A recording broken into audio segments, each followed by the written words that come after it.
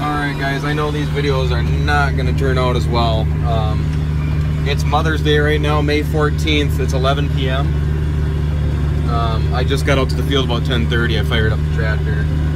I just made my first pass around the headlands. Madness. You know that this is madness. That's exactly right. What am I doing out here? Well, it was Mother's Day, and I've been either working or out here working, so it was about time that I stayed home. You know, had a day with Mom, did some chores around the house for her, skid loader work, you know, cleaned up the yard. We have preschool field trips coming out to our farm this week, so got the yard shaped up a little better, and they're calling for at least 3 inches of rain for us over the next 7 days, with thunderstorms possible every day of the week. Heavy thunderstorms, it says. So they were working ground this afternoon, but they didn't get anything planted. They moved some equipment around and got some seed totes on there. But if you remember back, this was the field we ended our harvest on, and it's also the field that we ended our tillage season on. And you probably can't even see, but we're about to go through a little bit of water. There's a wet hole I'm going to go around on next pass, but this field is always wet.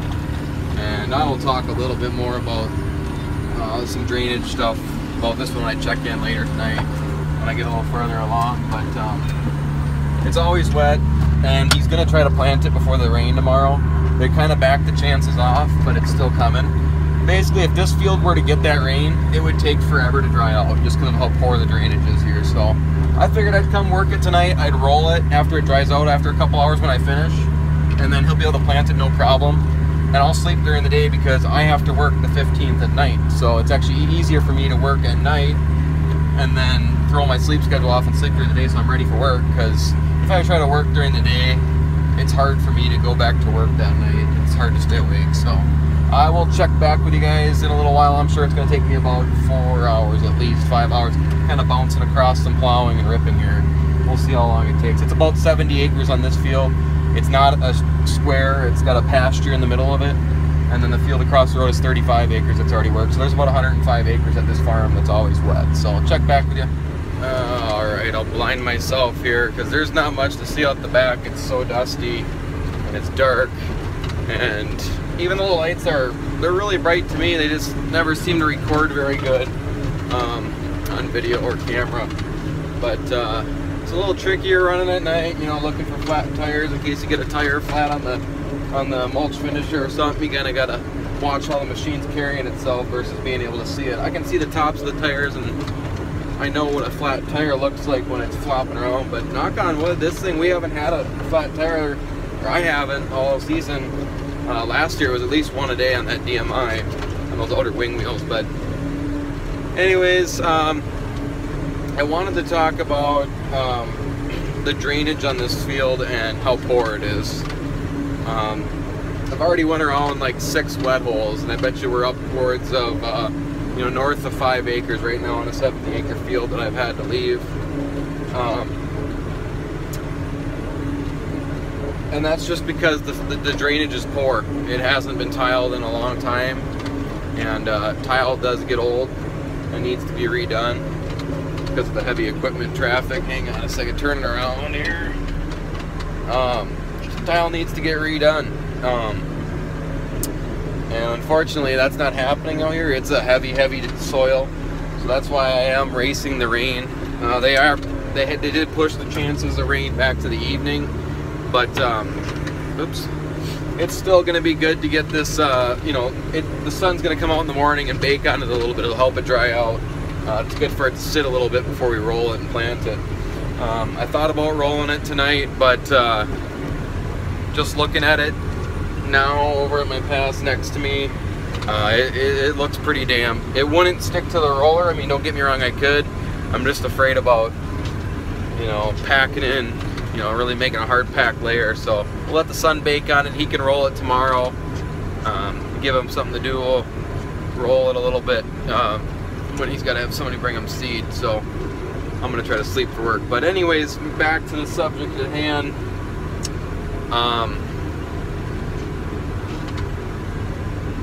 It's not these people in general, it's just in general. That's what I want to talk about. Some landlords are starting to get kind of greedy, in my view. If your land's good and it's worth a lot of money, good. You know, farmers will pay it, whatever your rent is in your area. But as a landlord, you have to take care of the land. You know, that's not all. I understand that there's taxes on land, and that's usually where that goes. But to some people, it's a little bit of a profit. My grandma, that's a lot of her profit right now. My grandpa, when he died, she still owns all the land, and my uncle runs it, so you know, that's where she ends up with a lot of her income. But she, you know, the land's taken care of when there's tile repairs that need to be done and whatnot. You know, my grandpa's estate, that gets handled. The unfortunate part is when landlords just keep pocketing the money and don't take care of the money, or don't take care of the land as much as, you know, I think they should. The ground becomes poorer and poorer. You get less and less of a crop off it. It's a battle. I mean, we mudded this crop out. We barely got it ripped. I mean, we barely were just sinking the shanks in. It was just so wet. It's always wet out here. It just holds the water. And hang on, turning around again. And you know, to put it in comparison, some of these people are asking rent just because they hear on one side of the county that, you know, the big farms are paying, you know, $350 an acre. Well, okay, but that's insane, first of all. But second of all, that's square, flat, you know, like 160 acre fields. You know, out here, this is a big field for out here. Most of them are in that 20 to 30, sometimes 50, you know, in a few areas, but a lot of broken up fields. And it's a different type of soil, it's heavier soil. You just can't expect to get that kind of money. And when they start asking for that kind of money for ground that's just not taken care of, when it's like, well, you got to either tile it to make it better ground, because, I mean, they don't understand with prices the way they are, it's bad in terms of trying to pay this rent.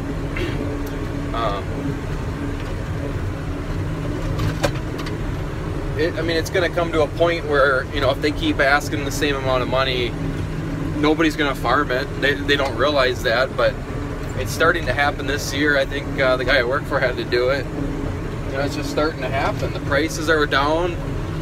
Land renters, every year it seems a little more they want.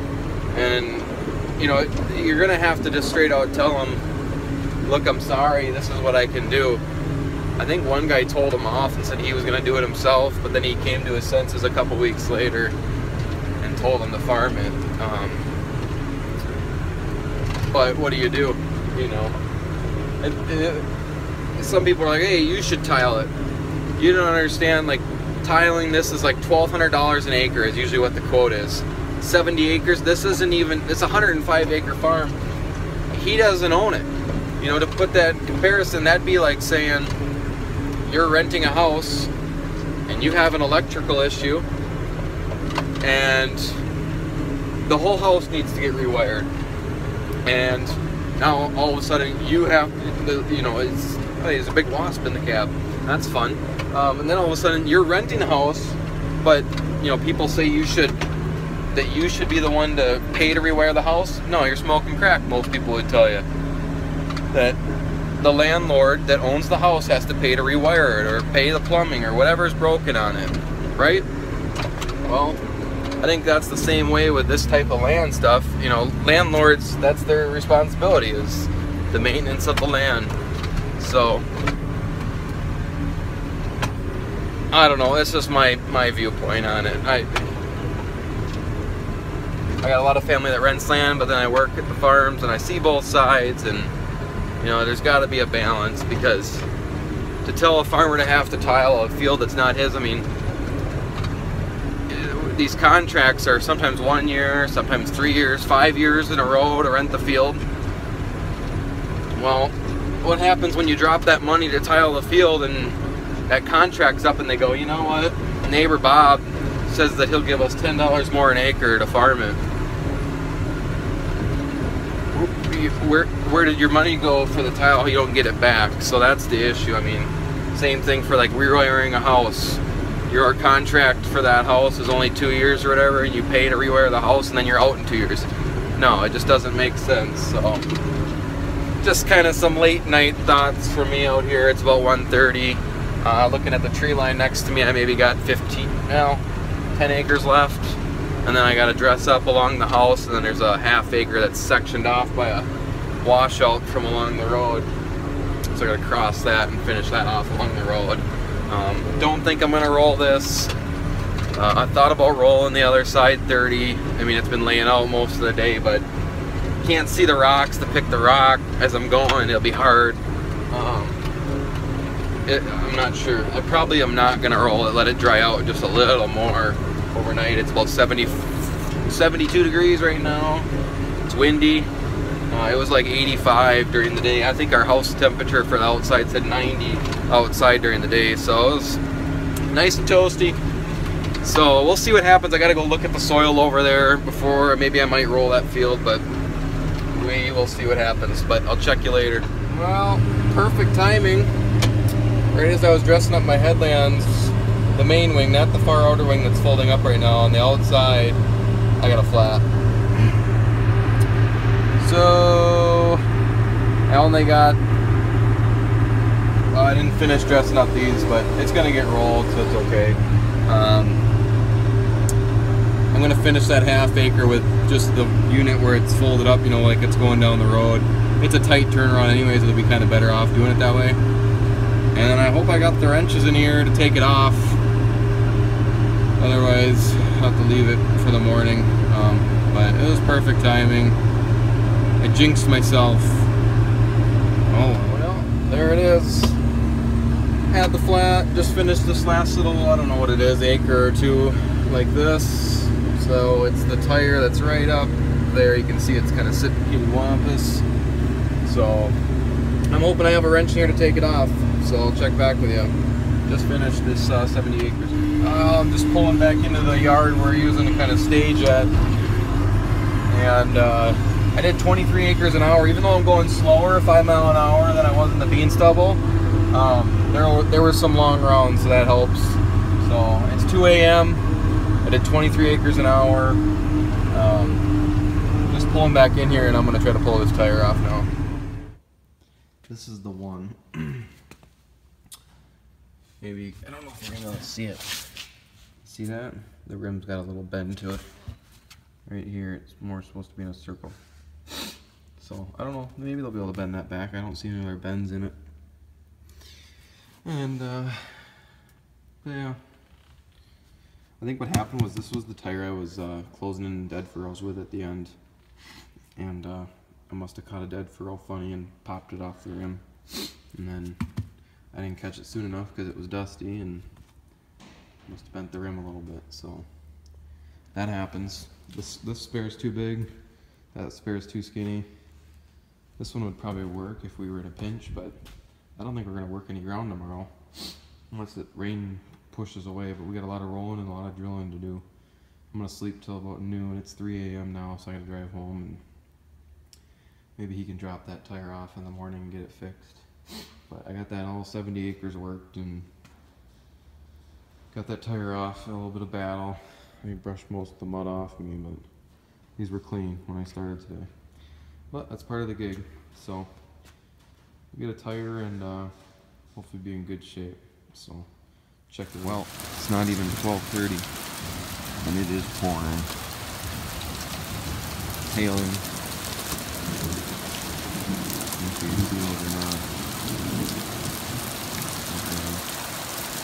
But the only way he would have a fighting chance at finishing all the work stuff is if he just drilled it without rolling, which I hope he did, because we got to get that field in before all this rains. So. Oh boy, now we're in the 3 to 4 inch range for Monday through Thursday.